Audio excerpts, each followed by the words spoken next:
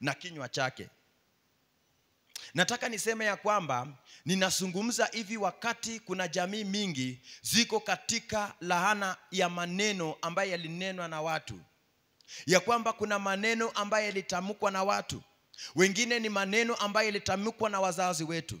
Mwingine ni maneno yaliyotamkwa na wale watu ambao walikuwa juu yetu ama walikuwa katika kiwango kikuu kutushinda sisi katika maisha.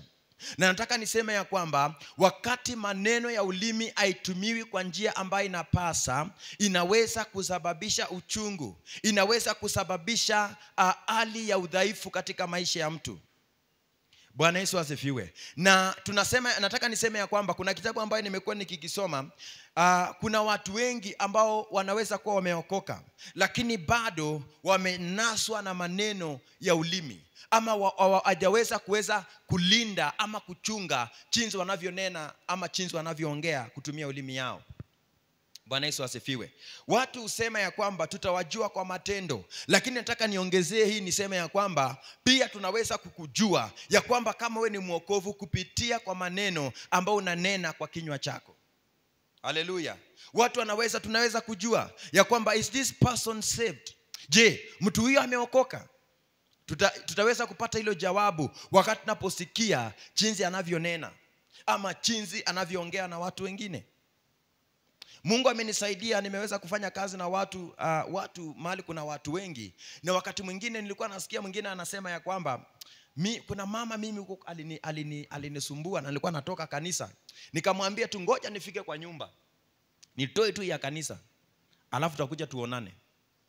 Bwana Yesu asifiwe. Yaani hiyo inaashiria ya kwamba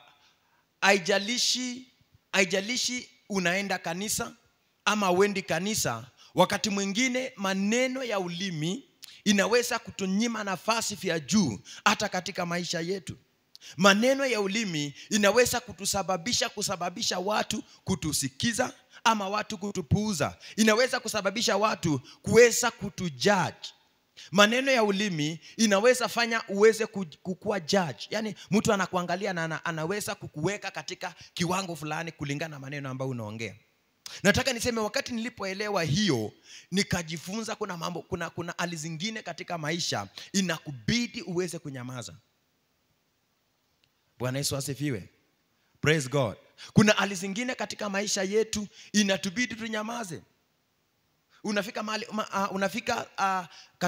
kuna mahali ambao unaweza fika na upate kuna mambo ambayo watu wanaongea. Na wakati unapoanza kujihusisha kwa hiyo maneno ambayo watu wanaongea, unahisi ya kwamba umenajisika zaidi. Bwana Yesu asifiwe. Wangapi wameangalia wale watu wanauza dawa? Ukipata ya kwamba anaweza kuja tu mahali kama hapa hata kama hakuna mtu, lakini maneno vile atapanga maneno kwa kinywa chake, watu watajaa. Bwana Yesu asifiwe. Kuna mwingine alikuja na aliongea, nikasikiza nikasema huyu hakuna uwezo. Wacha niwaeleze, maneno ya ulimi ndio inasababisha watu kukuwa na neema ya kusikizwa. Haleluya. Vile watu wanaongea ndio inawapatia nafasi ya watu kuwasikiza. Kuna mtu ambaye akianza kuongea tu maneno anasema huyu ametuchosha kwa sababu ya maneno vile anaongea. Wengine watauliza umesema huyu mtu ni nani? Bwana Yesu asifiwe. Na hii ndio ifike mahali kama hapo, ama ifike mahali ambapo tunaweza kusema tunaweza kukusikia ama tunaweza sikizwa na watu waanze kutuweka kwa kiwango kulingana na maneno ambayo tumeongea. Inabidi tukue na extent fulani ambayo tumeokoka katika ulimi yetu. Bwana Yesu asifiwe. Kuna watu ambao wanasema ya kwamba mimi nimelaaniwa, tumeomba, tumefanya kila kitu, na anasemanga ya kwamba kuna mambo, yani bado kuna mambo ambayo anakiri katika ulimi wake. Na nilikuwa nasikia kuna mtumishi mmoja wa Mungu ambaye alikuwa anafundisha kuhusu maombi, akasema ya kwamba kile ambacho utasema baada ya kutoka kuomba huwa ina determine vile Mungu anaweza kujibu maombi yako. Praise God. Ya kwamba baada wewe kuomba umeomba Mungu nisaidie kwa hii na hii, lakini punde tu wakati unapotoka hapo unaanza na itawezekana kweli? Hata inakaa itakuwa ngumu tu hiyo. Bwana Yesu asifiwe. Kwa hivyo Mungu anangojanga maneno ambayo tunanena na kinywa chetu. Kitabu cha Warumi 10:9-10, Biblia inasema ya kwamba ni kwa kinywa tunanena kwa kinywa, wakati tunaamini kwa mioyo yetu na tunakiri. Yaani unaamini kwa moyo wako, alafu kwa kinywa chako unakiri. Na wale ambao wanakiri kupitia hiyo ulimi wanaweza kuokolewa. Inamaanisha ya kwamba ulimi inaweza kukujenga, inaweza kukuimarisha, na vile vile ulimi inaweza kukufanya mtu wa chini katika maisha haya. Bwana Yesu asifiwe. Praise God. Kwa hivyo unaangalia Yakobo anasema maana twajikwaa sisi zote. Umesikia? Sisi kuna hali ambayo yani sisi zote tunajikwaa katika mambo mengi. Anasema ya kwamba mtu asiyejikwaa, sio kama mnapata hii, ya kwamba kuna mambo ambayo kuna mambo ambayo inatukwaza, kuna mambo ambayo inatusumbua. Na anasema ya kwamba mtu asiyejikwaa katika kunena, mtu asiyejikwaa katika kunena, huyo ni mtu mkamilifu. Haleluya. Awezaye kuzuia na mwili wake wote kama kwa lijamu. Praise God. Ya kwamba as believers we can be there is a possibility for us to be offended. Kuna uwezekano ya sisi kukwazika. Yaani maisha ambayo tunaishi kila siku imejawa vigwazo. Lakini anasema ya kwamba mtu ambaye maneno ya ulimi yake haiwezi kukwaza mtu, huyo mtu ni mkamilifu. Na nilikuwa naangalia Yakobo alizungumzia sana kuhusu mambo ya ulimi. Alizungumzia sana nguvu ambayo kwa ulimi. Praise God. Alizungumzia sana yale mambo ambayo iko kwa ulimi, yale mambo ambayo mtu anaweza kuzungumza katika ulimi wake. Bwana Yesu asifiwe. Anasema ya kwamba kama mtu anasema yeye ni wa dini, lakini aweze kuchunga maneno ya kinywa chake, ya kwamba dini yake inafanyika bure. Praise God. Ya kwamba our religion can be worthless if we cannot keep tight rein on what we say in our tongues. Christians, we are born again. Yes, we are born again in our souls. We are born again in our bodies. But at times, what we speak through our tongues, saa ingine haileti. Imesambaratisha watoto. Wababa wamenena mambo kinyume na watoto wao. Wamama wamenena mambo kinyume na watoto wao. Kanisa inazidi kuvunjika kwa sababu mtu akifika, kama kuna mtu ambaye atafika katika kanisa mara ya kwanza, atasikiza tu chinzi watu wanavyonena kwa maneno kwa midomo yao, chinzi watu wanavyotumia midomo yao. Bwana Yesu asifiwe. Unapata ya kwamba shina ya uchungu inaingia kwa sababu watu maneno yani vile watu wanazungumza kwa kinywa inaweza sambaratisha. Bwana Yesu asifiwe. Praise God. So, the measure in which we have the fear of the Lord is the measure in which we enjoy true life. Ile kiwango ambayo tuko na kuogopa Mungu ni kiwango ambaye determine, ama ni ile kiwango ambayo itatusaidia kujua jinsi tutakavyoishi katika maisha haya. Bwana Yesu asifiwe. Kwa hivyo kumwogopa Mungu si kumwogopa Mungu tu, bali ni kuogopa Mungu inamaanisha kuchunga maneno ya vinywa vyetu. Kuchunga jinsi tunavyoongea. Kuangalia jinsi tunavyoongea na watu ambao karibu na sisi. Bwana Yesu asifiwe. Tunasema ya kwamba hatuwezi kukua na maisha mazuri kama hatuwezi kuchunga maneno ya vinywa vyetu. Proverbs 13 and verse number 3. Proverbs 13 and verse number 3 inasema ya kwamba he who guards his lips anafanya nini? Guards his life. Nimesema ya kwamba hatuwezi kukua na maisha mazuri kama hatuwezi kuchunga ama kucontrol maneno ya vinywa vyetu. Jinsi tunavyoongea inaweza kusababisha sisi kuwa na maisha mazuri ama kusababisha sisi kutokuwa na maisha mazuri. Haleluya.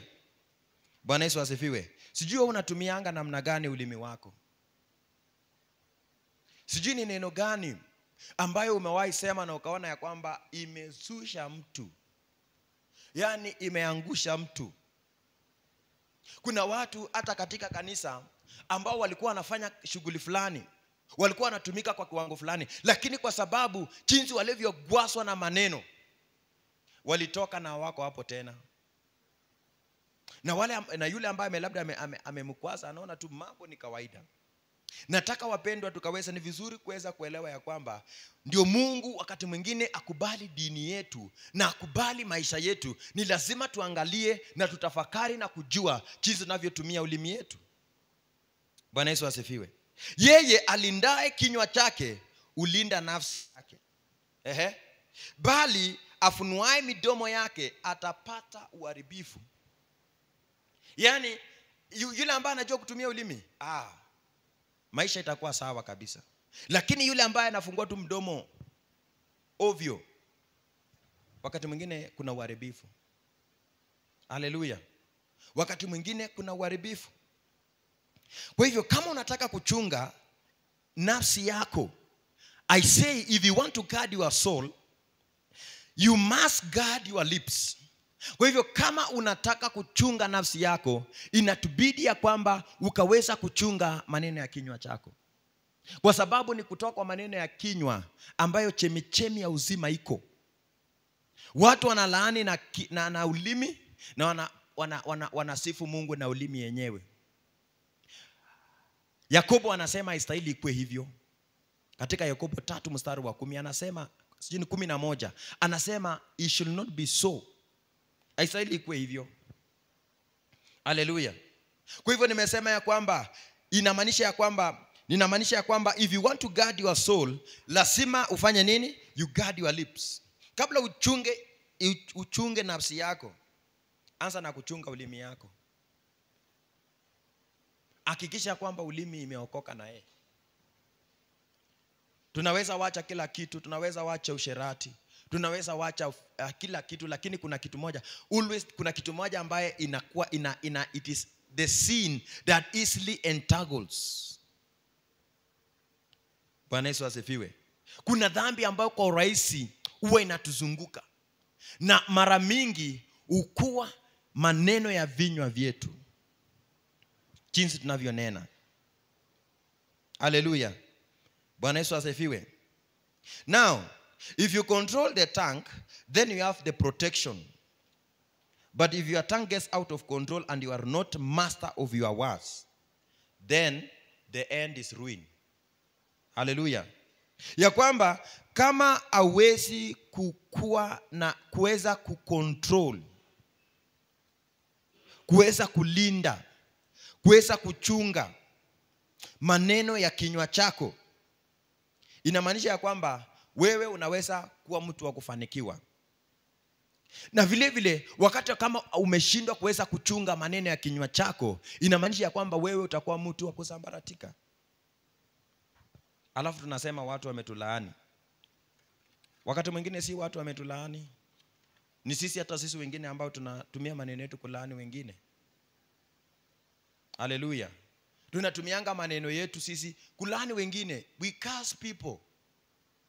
Hata ukikaa na utafakari hivi, utajua, utakuja kugundua kwamba wakati mwingi, wakati uko na watu ambao watu wengi wanaongea, wakati mnaongea na watu wengi, utaweza pata ya kwamba kuna mambo moja ama mbili ambayo hata wewe mwenyewe haikufurahishi, na umenena na kinywa yako, wewe mwenyewe umesema, lakini haikufurahishi. Kwa hivyo katika hicho kitabu cha Mithali 21:23, Biblia inasema katika Mithali 21:23 ya kwamba mtu azuiaye kinywa chake na ulimi wake atajilinda nafsi yake na taabu. Wangapi leo wako kwa taabu ulimi yao iliwafunga? Ukipata lawyer anakuambia kwamba wakati mwingine wakati unapoenda kwa kesi anakuambia kwamba ukiulizwa hivi sema hivi, na hapa ukiulizwa nyamaza, usijibu. Bwana Yesu asifiwe. Kwa sababu the tongue can land you in a problem. Naona ulimi yako inaweza kukuingisha kwa shida. Ndio unaangalia huyu mwandishi wa Mithali anasema ya kwamba anasema ya kwamba tunastahili mtu azuiae kinywa chake na ulimi wake. Si kinywa chake tu, na ulimi wake. Atafanya nini? Atajilinda nafsi yake na taabu na shida. Tumezungukwa wakati mwingine na shida katika jamii zetu kwa sababu ya maneno ya vinywa vyetu. Bwana Yesu asifiwe. Tumezungukwa, shida zimetuandama kwa sababu ya jinsi tunavyoongea na maneno na vinywa vyetu, jinsi tunavyokiri na vinywa vyetu. Ndio maisha tunaishi leo. Haleluya. Bwana Yesu asifiwe. Kwa hivyo inatubidi tukaweza kuangalia sana na kuchunguza sana jinsi tunavyoongea. We must protect our mouth and tongue. Now, the failure kutokuchunga ama kutokulinda ulimi yako ama mdomo yako inaweza kutusababishia calamity. Proverbs 15:4. Unajua calamity ni nini? Calamity, wacha nisome kwa Kiswahili. Mithali 15 mstari wa 4. Ulimi safi, oh my God. Ulimi safi ni mti wa uzima, bali ukorofi wa ulimi uvunja moyo. Haleluya. Kwa hivyo taabu ndio calamity. Alafu angalia katika Mithali 15:4, ulimi safi ni mti wa uzima, bali ukorofi wa ulimi uvunja moyo. Unaona? Sasa ulimi inaweza kuleta uzima, na ulimi inaweza kuleta maafa. Yaani kumbe ulimi inaweza kuwa kama mti wa uzima ikitumika kwa njia ambayo inastahili. Bwana Yesu asifiwe. Wakati unapotumia ulimi kwa njia ambayo inastahili, inaweza fanyika kama mti wa uzima. Ya kwamba kuna watu ambao wanaweza ponywa mioyo yao kupitia kwa maneno ambao wamesikia kutoka kwako. Haleluya. Kwa hivyo maneno ambayo tunanena na vinywa vyetu vinaweza kuwa inaleta uzima kwa mtu, ama inaweza kuwa inaleta ukorofi kwa mtu. Walikuwa wanasema ati mke mzuri hujenga nyumba yake. Sijui kama ni hivyo. Na mikono yake, mikono yake mbili. Unajua inamaanisha nini hiyo? Haleluya. Unajua inamaanisha nini? Inamaanisha maneno ya mdomo. Praise God. Naona maneno ya mdomo, jinsi tunavyoongea, inaweza determine amani. Na by the way, mahali dhambi inaanzia ya kwanza ni kwa mdomo. Mahali baraka inaanzia ya kwanza ni kwa mdomo. Mungu wakati alipokamilisha kila kitu ambacho aliumba, unajua hakuna mtu ambaye angesema ni mzuri. Alifungua kinywa akasema, na kila kitu ambacho nimeunda ni mzuri. Nimeumba ni mzuri. And indeed everything that God created was good. Yeye mwenyewe alikuwa na wazo ya kwamba kila kitu ambaye ameumba ni mzuri. Kwa hivyo angekuwa na uwezekano ya kwamba aviumbe baadaye aseme hata sasa hii inakaa haijanipendeza. No, everything was good.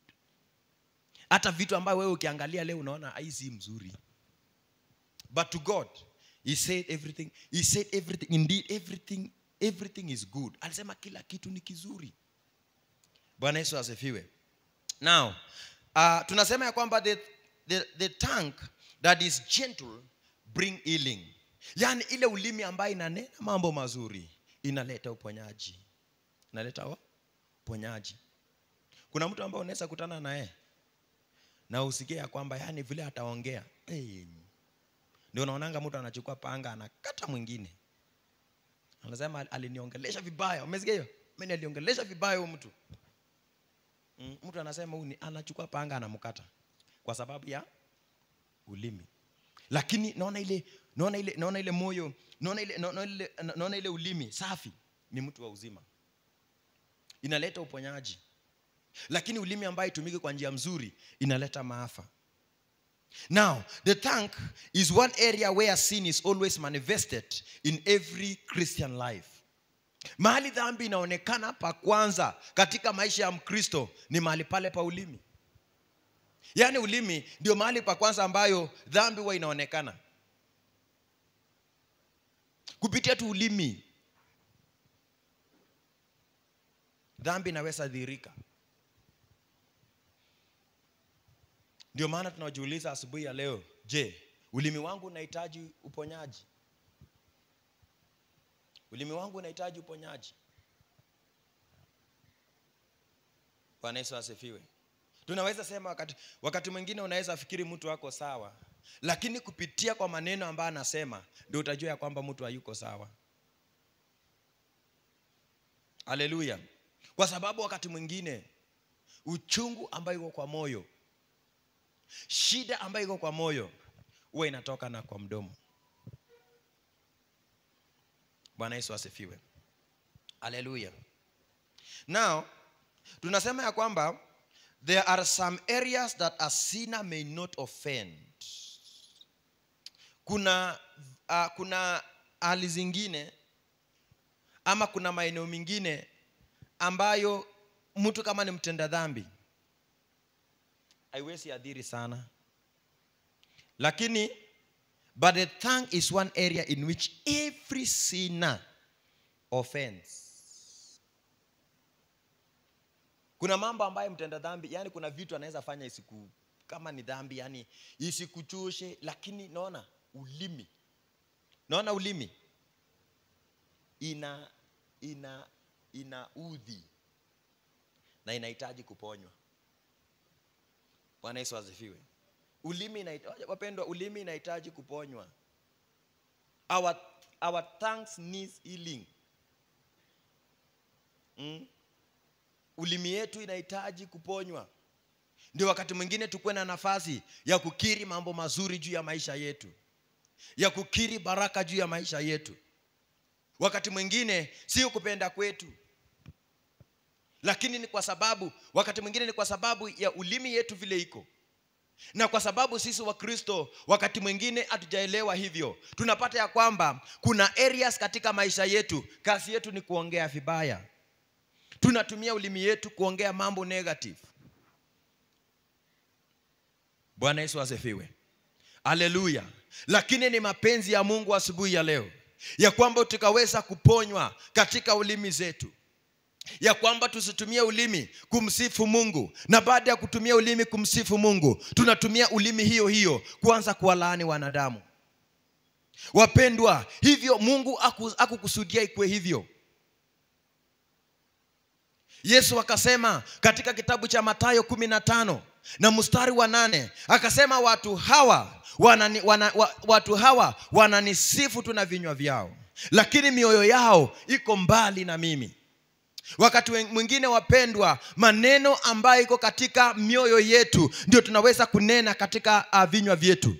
Na nataka niseme ya kwamba wakati mwingine tunaweza ongea uongo mwingi. Unaweza danganya mtu ya kwamba wewe ni mzuri, lakini deep down your heart unajua yani kuna negativity mingi katika moyo wako kuhusu huyo mtu ambao unamdanganya. Yesu akaambia Wafarisayo, nyinyi mnanidanganya. Kwa nini yani wanasema ya kwamba wanaanza kumueleza Yesu kuhusu kwa nini wanafunzi wako waoshi mkono wakati wanakula. Yesu anawaambia, nyinyi mnanidanganya. Nyinyi naona nyinyi mnanisifu tu na midomo tu hapa, lakini mioyo yenu iko mbali na mimi. Bwana Yesu asifiwe. Nimesema ya kwamba our tongues needs healing. Vinywa vyetu na ulimi yetu inahitaji uponyaji. Many get filled and blessed. Wengi wanajazwa, wanabarikiwa, wanapatiwa gharama, Mungu anawapatia neema, lakini unajua nini inafanyika? But it runs out. Yani ulimi inaondoa yote. Ulimi inakuja ina cancel yote. Kwa huduma zimevunjika kwa sababu ya maneno ya ulimi. Na by the way, wakati mwingine wapendwa, ni vizuri sana. Mtu wa Kiingereza anasema before you talk, think. Before you talk, you think. Kuna watu ambao hata ukauliza leo, kuna mtu ambaye alitoka kanisa fulani kwa sababu kuna mambo ambayo labda mtumishi tu wa Mungu alisimama na akasema. Nilisikia mwingine akisema, huyu mtumishi wa Mungu alisimama na akasema. Kuna watu hapa ambao wanajifanya wanajua. Kuna watu ambao wanajifanya wanajua. Nyinyi mlikuja kama hii huduma inaendelea. Na hata bila nyinyi itaendelea. Kila mtu alitoka. Na nimesikia watu 3 4 wakisema hivyo. Na ni watu ambao walikuwa wameshika hiyo huduma. Mungu atusaidie. Inamaanisha ya kwamba you can be anointed. Unaweza kuwa umepakwa mafuta. Unaweza kuwa na uwezo ya kuomba. Wapendwa, lakini wakati mwingine ulimi inatunyima, inaweza kutuondoa katika ile makusudi ambayo Mungu alikuwa amekusudia. Bwana Yesu asifiwe. Ulimi inaweza kutuondoa mahali Mungu alikuwa amekusudia tutembelee katika maisha yetu. Hallelujah. Nimesema many get filled and blessed but runs out through the tongue. We must keep a tight rein on our tongue so as to contain blessings.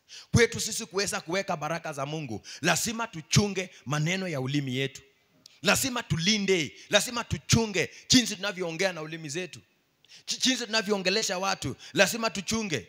Paul anasema ya kwamba ninaweka dhamira yangu ii wazi mbele ya Mungu na mbele ya wanadamu. Paul hakung'ang'ana tu ya kwamba ampendeze Mungu. Paul pia alijaribu ya kwamba na dhamiri yake iwe sawa pia kwa wanadamu. Inamaanisha nini? Inamaanisha ya kwamba jinsi alivyokuwa anatumia ulimi wake, alitumia ulimi wake kwa njia ambayo inapendeza. Kwa sababu alijua ya kwamba haiwezekani kutumia ulimi kuweza kusifu Mungu na kutumia ulimi kuweza kuwalaani wanadamu. Bwana Yesu asifiwe. Kwa hivyo Mungu anatuita mimi na wewe ya kwamba tukaweza kukua na tamanio, tukaweza kukua na kiu ya kuweza kuponywa katika ulimi zetu, kuweza kuponywa katika ndimi zetu. Jinsi tunavyoongea maneno, Mungu anataka ya kwamba tukaweza kufika mahali pale pa kuwa machua na kujua jinsi ya kuweza kuongea.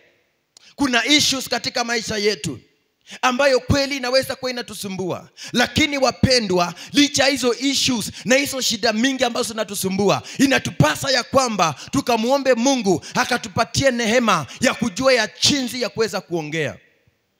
Bwana Yesu asifiwe. Haleluya. Kuna mtu ambaye anaweza katika jamii, wacha nitumie mfano ya jamii.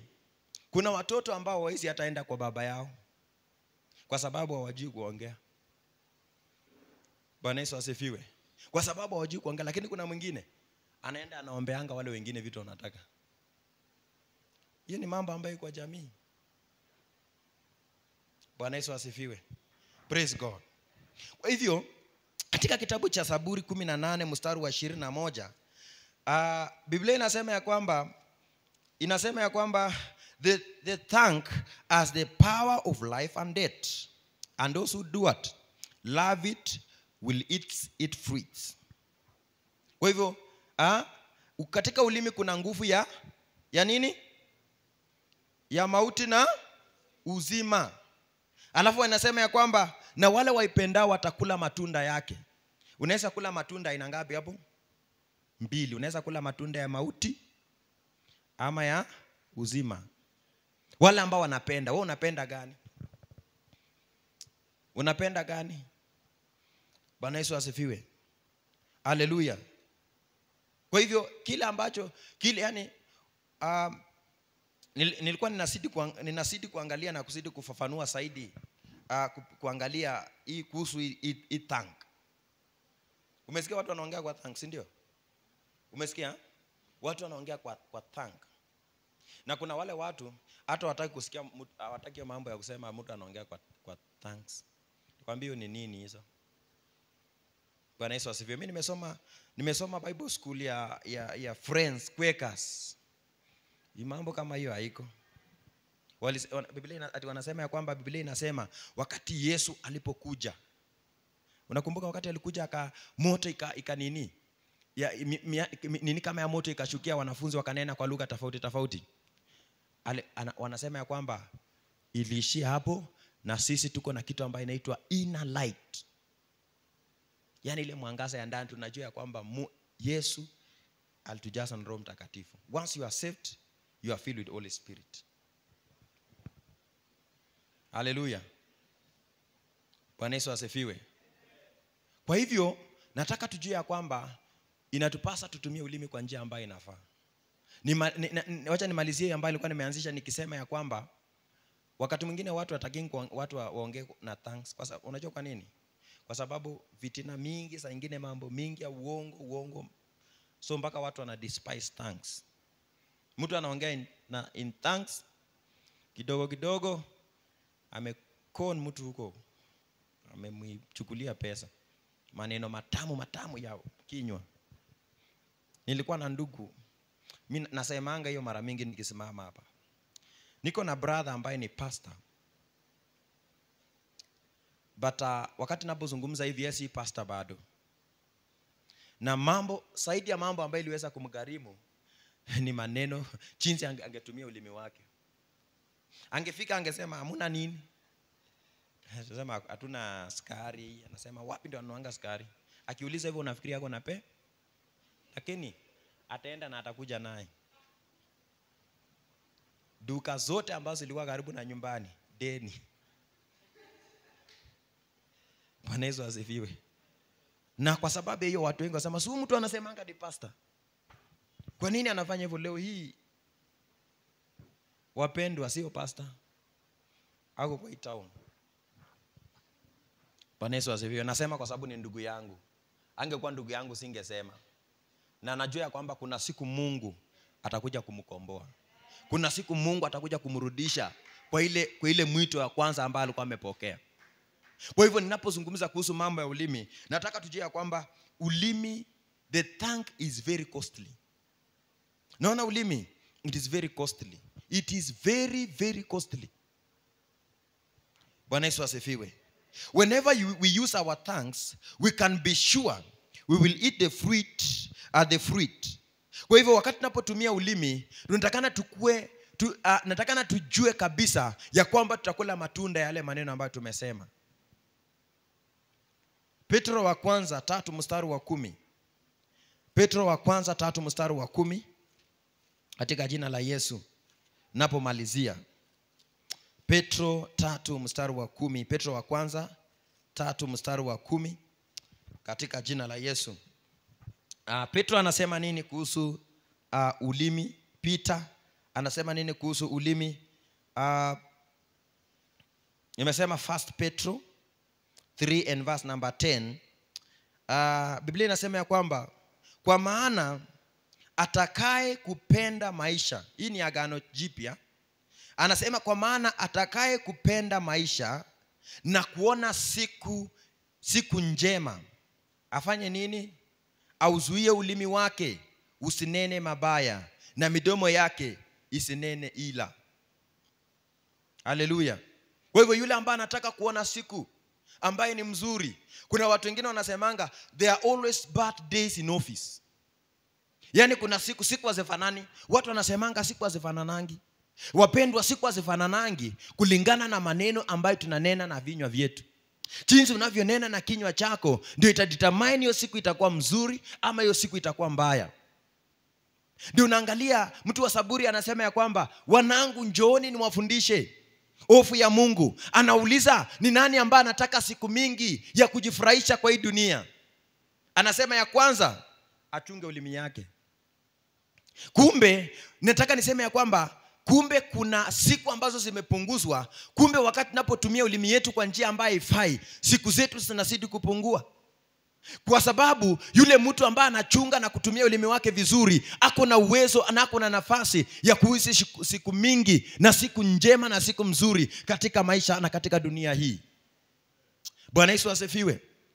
Yule ambaye anatumia ulimi wake vizuri. Yesu akasema ya kwamba maneno ambayo naongea ninawazungumzia ni roho na yana uhai. Inamaanisha ya kwamba words that we speak, words are life, words are spirit, na ni maisha. John 6:63, Yesu anasema ya kwamba maneno ambayo nawaambieni ni uhai, yani inabeba uhai.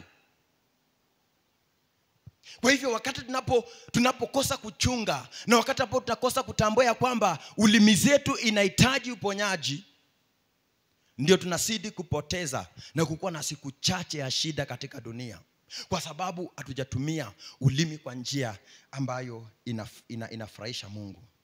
Bwana Yesu asifiwe. Kwa hivyo ukiangalia katika kitabu cha Yakobo 3, utasoma kuanzia mstari wa 1, wa 2, wa 3 na uende mpaka 10. Paul anasema ya kwamba Yakobo anasema ya kwamba ingawa ya kwamba ulimi ni miongoni mwa watu, ni miongoni mwa anatumia neno member. Unajua ulimi ni kama kiumbe tu iko kwa, yani ulimi hata huwezi fanisha na masikio. Bwana Yesu asifiwe. Ulimi huwezi fanisha na masikio. Praise God. Kwa sababu ulimi ni kiumbe kidogo ambaye inaweza sababisha moto. Bwana Yesu asifiwe. Kwa hivyo the art, I wonder, Yesu alizungumzia kuhusu pia hii mambo ya ulimi. Akasema ya kwamba the art overflows through the mouth. The state of your tongue is very sure guide to your spiritual condition. Kwa hivyo hali ya moyo wako na jinsi unavyonena inaweza kutupatia taswira ya kiwango chako cha kiroho.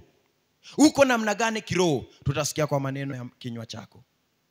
Uko namna gani katika mambo ya ufalme wa Mungu? Tutasikia kupitia maneno ya kinywa chako. Bwana Yesu asifiwe.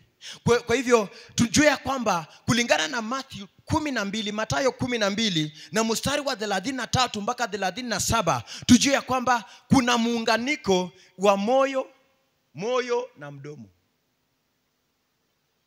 Yani kutoka kilindini ya moyo mtu anasema. Bwana Yesu asifiwe. Kwa hivyo Yesu aliweza kuweka waziwazi, akasema akadhihirisha kuna muunganiko kati ya maneno, kati ya moyo na mdomo. James 1 and verse number 26 inasema it does not matter how religious we can be. Haijalishi sisi tumeokoka ama tunaweza sema tumeokoka kwa njia gani, ama tuna perform ama tunafanya ile religious vitu za religion kama maombi, kuimba na kutoa sadaka, kama atuchungi maneno ya ulimi yetu, dini yetu imehesabiwa bure. Dini yetu imehesabiwa bure. Bwana Yesu asifiwe. Haleluya. Kwa hivyo nataka tuweze kumalizia katika kitabu cha Mathayo 7:17 mpaka 18. Mathayo 7:17 mpaka 18 katika jina la Yesu. In the name of Jesus. Matthew 7 and verse number 17 to 18. Biblia inasema ya kwamba vivyo hivyo kila mti mwema uzaa matunda mazuri na mti mwovu uzaa matunda mabaya. Mti mwema hauwezi kuzaa matunda mabaya, wala mti mwovu kuzaa matunda mazuri. Bwana Yesu asifiwe. Praise God. Kwa hivyo vivyo hivyo kila mti mwema. Miti hapa nataka niipatie kwe roho ama moyo wako. Alafu matunda ni maneno ya kinywa chako. Kwa hivyo wapendwa, mtu hatuwezi sema ya kwamba mtu mwenye moyo mbaya atanena mambo mazuri kutoka kwa kinywa chake. Haiwezekani. Haleluya. Hatuwezi sema ya kwamba mtu mwenye moyo mzuri atanena mambo mabaya kutumia kinywa chake. Kwa hivyo wapendwa, moyo ni mti na matunda yake inajulikana kupitia kwa maneno ya vinywa vyetu. Si usimame na mguu yako katika jina la Yesu Kristo. Nataka tukaweza kumwambia Mungu akaweza kukusaidia, ya kwamba Mungu akaweza kutusaidia tukajue jinsi ya kuweza kutumia vinywa vyetu katika jina la Yesu Kristo. Kwa sababu kuna wakati mwingine mambo imetushika, mambo ambayo tulinena na vinywa vyetu, wakati mwingine imetushika katika maisha yetu, katika jina la Yesu Kristo. Na nataka nikueleze ya kwamba, na nikuulize ya kwamba, jaribu kutumia nafasi ukaweza kutafakari ni nini hii ambao unaweza kwa labda ulinena katika maisha yako, ni nini hii ambao uliweza kusikia labda mtu alisema, na wakati uliposikia mambo ambayo watu walisema, kuna jinsi ambavyo uliweza kunajisika. Lakini asubuhi ya siku ya leo katika jina la Yesu Kristo, ndipo unaangalia maandiko inasema, we refute every tongue that rises against us in judgment. Maandiko inasema ya kwamba tunakana kila ulimi ambayo inainuka kinyume nasi katika hukumu, katika jina la Yesu Kristo. Sijui ni wapi ambayo tunakosea katika maisha yetu, sijui ni nini hiyo ambayo unaweza kuwa ulisema. Wengine walinena hata kuhusu maisha yao, wengine wakasikia hata kutoka kwa wazazi wao, wengine walinenewa. Jana nilikuwa na dada moja na alikuwa ananiambia ya kwamba kuna mambo ambayo ndugu ya baba yake alinena kwao. Na nataka nikuambie ya kwamba kumbe maneno iko na nguvu. Ukiangalia hiyo jamii, kuna mambo ambayo ni ngumu, kuna mambo ambayo ni ngumu, kuna umasikini hali ya juu. Lakini leo katika jina la Yesu, yes our Father, hata ulimi zetu zinahitaji kuokoka. Ninaomba kwa jina la Yesu Kristo, ninaomba nisaidie Mungu wa mbinguni, nisaidie Bwana wa mabwana, ya kwamba maneno ya ulimi yangu, oh my God and my Father, haiwezi sababisha shina ya uchungu. Katika jina la Yesu, nina cancel kila maneno iliyo neno kinyume na mimi, hata katika maisha yangu, hata katika huduma yangu, katika jina la Yesu.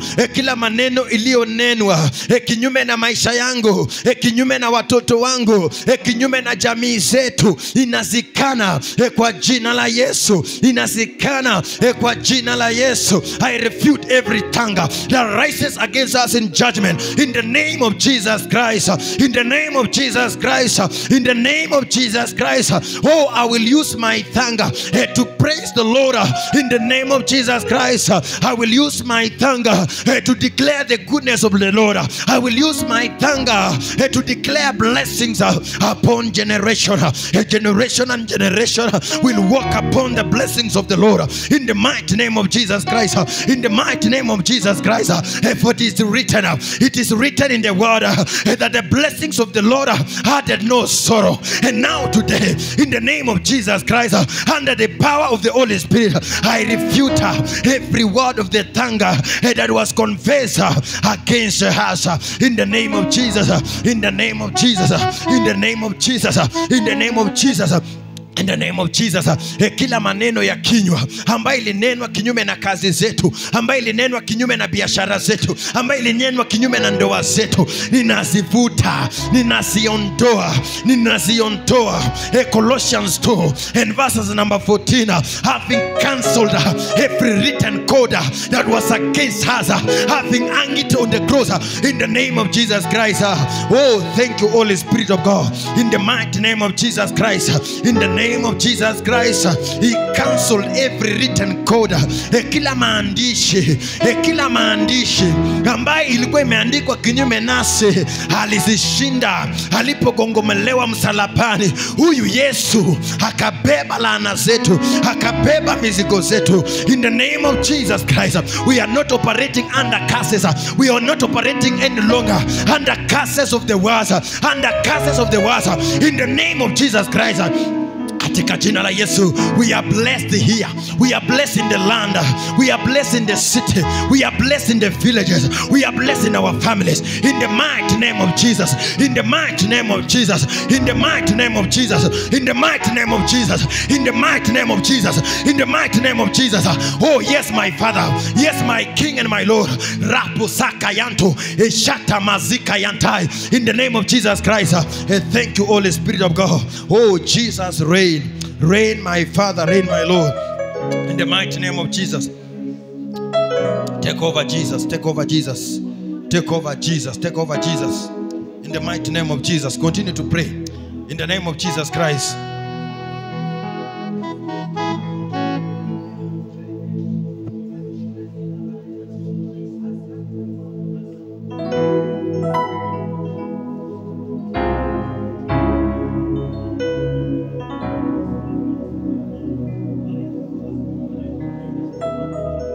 Jesus.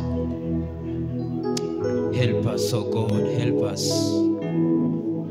Tusaidie tu Bwana.